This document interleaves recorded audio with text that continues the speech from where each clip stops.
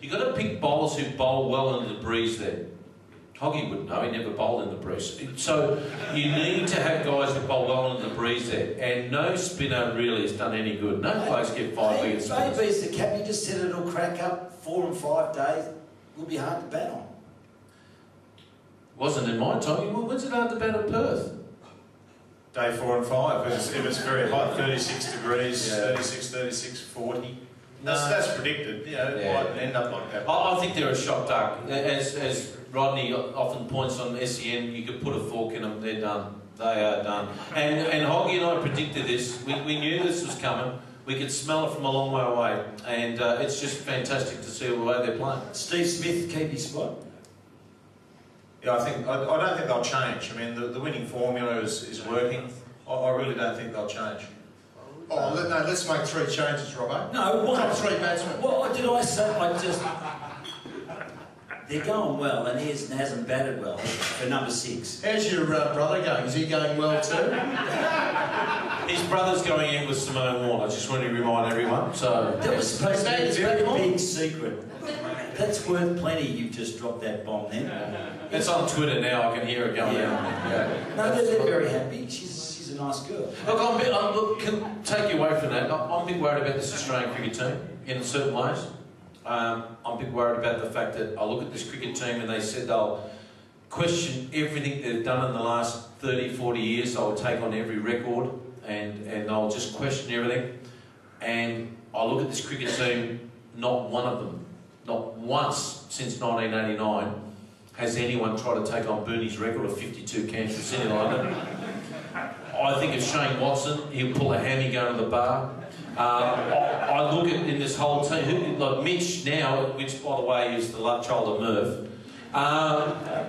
He's about the only guy I think might have a go. Does he have a beer, Mitch? Or was he too busy having supplements or whatever now? I don't know what they do. Yeah, pick the drinker in that side. There's no drinker. There's no drinker. I'd like to talk you through that.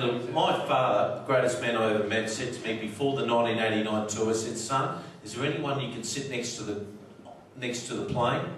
They can tell you all about the 1%ers how to play in England. How do you play at Lords, 8-foot slope, and how wide does the ball swing around so much in overcast conditions? How do you play the county match?" I said, "Dad, the best guy's Booney."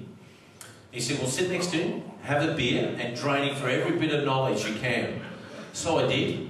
2 hours outside of Singapore, I've just finished my 25th can, and I'm as full as a fat lady's sock. Oh, I'm absolutely pissed as a fuck. So, I did. I had 25. The flight service director, God love her, picked me up and took me upstairs in the bubble, pissed as a fart, dropped me in this seat, empty seat in front of Bob Simpson, coach selector, Laurie Saul, chairman selectors manager.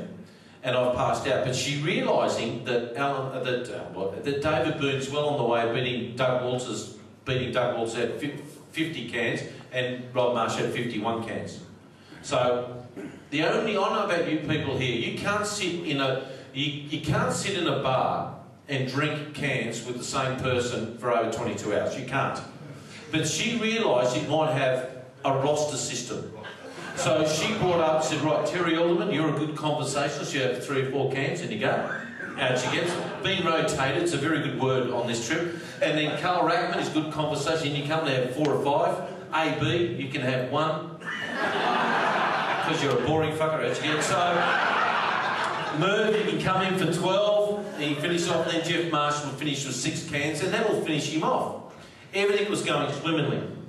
And of course, 30 minutes outside, we're about to land. Captain Biggles gets on. "Ladies and gentlemen, please get the plane ready. We're about to go to Heathrow." We'll land in Heathrow.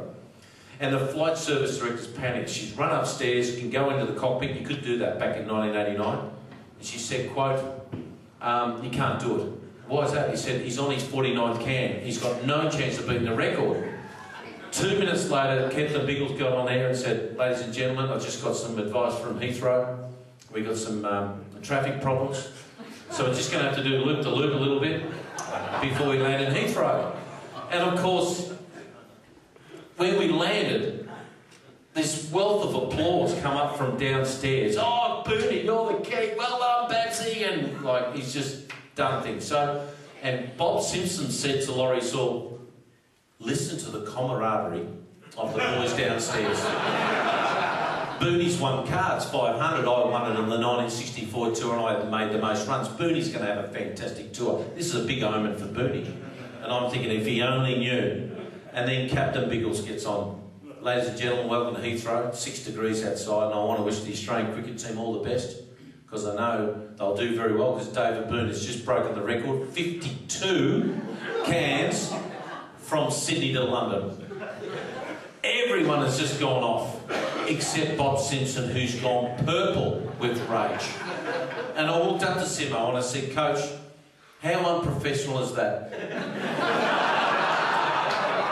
Of David Boon, I'd send him home, I'll bat 3, won't be a problem. And he said to me, Dino, you were pissed before you landed in Singapore, shut the shit up. So, the difference between Booney and Rob Marsh and Walters is Booney walked off the plane, those two boys were carried off, and Booney picked up his coffin, which he did at the carousel, and I was told that I was his roomie for the next 2 weeks, and he hopped onto it. Now, we got to the Westbury Hotel, and the room is not much bigger than this room. There's a downstairs, the ballroom, and we have to introduce the 47th Australian cricket team to all the English press, the leaden tabloids and, you know, Sky and whatever. Why we got to do that, I don't know, but it's tradition. And we're wearing our green blazers. I'm still got a hangover and Booney smashed. No one asked a question to David Boon or myself, thank God. So when we walked off the dais, Laurie Saul said, boys, one more job to do, then your night's free. We have to go across the road to the pub because we have to have 1 hour cocktail party with our major sponsors for the tour. And of course our major sponsors in 1989 were Forex. And Booney's gone, oh great, feel like a beer. He should be dead, like honestly. So we went across and I've had 1 pint across the road and I'm feeling pissed again, I'm gone. So I looked at Booney, who looked slightly dishevelled, but he was okay. And I said, Booney, I'm going upstairs. Yeah, off you go, you weak so. So I went upstairs, I put my head down for 1 minute. Well, it felt like a minute, it was an hour. Phone call. Picked it up. Who was it? Paul from Concierge. You Dean Jones? Yeah. You better come downstairs. You're rooming with Booney, aren't you? I said, yeah, why is that? He said, he's just passed out in the foyer of the hotel and he's still wearing his green blazer and press is starting to take photos. So I've gone downstairs and there he was. So I couldn't pick him up, so I got the porter's trolley. He didn't know this. So this is my first day on tour. So I got the trolley and I pressed the elevator to go up. Bing! Doors open. Who's the worst person to walk out of the elevator? Bob Simpson. David, my room, tomorrow morning, 9 o'clock, bring your passport. Shit. So I pushed him in, silence, going up the elevator, and Booney's sitting on the trolley. He's gone, he's not fucking happy, is he? He's not. Next morning, we only got $18,000 for that tour. You take out $8,000 in tax. And David Boon was fined $5,000 already before the tour. Now, that's $8,000 technically. And the guy was struggling for cash at the end of it. But ironically, amazingly, one of the greatest days of my life, 3.5 months later, Beefy bowled the ball at Old Trafford, short of length on his hip, worked it behind square for 2, and David Boon scored the winning Ashes for the first time in 50 years in 1989. It was the greatest day of my life. What was his series like after drinking the 52 cans? Was he okay? 620. Man, he could not get out for the first month. So the rest of us just thought, shit, we've all got to get on the Forex. Having a Babsy, he could not get out the first month. So that was the preparation. Mate, proper prep. I knew we were destined for greatness. He cans. He got fined $5,000. He drank $8,000 worth of piss on the plane anyway. So he got then they got him out. Then they couldn't get Steve Waugh out for 2 months on that tour. It was an amazing tour because when we look back on wonderful tours, everyone in the whole series did well, and it's one of the great things that even the guys at the Water Boys, like Tom Moody and Tim May and these guys, when they got the chance to play for Australia in against Gloucester or whoever, they got hundreds and they got fifers and everyone was doing unbelievably well. AB was actually smiling and enjoying himself, so it was a great trip. Captain Grumpy wasn't there. We did have one match, I must say, that they wouldn't do this today, God forbid. We won at Old Trafford, didn't we, AB? And then we had to travel that night to Trent Bridge, Nottingham. We had to play a match the next day. We had to play 5 days, travelled the night on the 5th day, then we had to play a 3-day match against them, then we had to go and play a 3-day match in Southampton. We had to do 11 days in a row. And that night, we got into Trent Bridge about 1 o'clock. Ian Healy, God love him, God bless his soul, he found a pub that was open. 4 o'clock in the morning, or 3 o'clock in the morning, we're still on this, we've won the Ashes, like, we've got to play a game of cricket. And he gets up, he says, right, we've got a game of cricket tomorrow, and today, and I'm not playing, so who wants the captain? So Jeff Marsh puts his hand up and said, I'll play. And who wants to play? And Bernie's gone, yeah, I'll play. And I said, I'll play. Tom Moody said, yeah, I'll play. Anyone else? No, 4 will be enough. So, when we woke up in the morning, somehow Marshy woke me up. We tried to get the bus to go to the ground, and our driver, who was English, he was still pissed, and he's asleep underneath the bus. So we actually went down in our black cab, down to the ground, and Derek Randall was captain. I'll never forget this to the day. They prepared a pitch as like the outfielder that was about 9 millimetres long, and they wanted to hurt our batters, right? Because we've been making lots of runs, and normally the 2 captains walk out, do the toss on the pitch, walk off. Now Derek Randall's his last time as captain of playing for Nottingham, so they gave him this captain, full house, Trent Bridge, Marshy. He's wearing his blazer, and he's got to the gate, and there's Derek Randall, and he's gone, mate, can we do the toss here? And this is at the gate. And Derek Randall's like, no, we've got to go out. And it says, I don't think I can make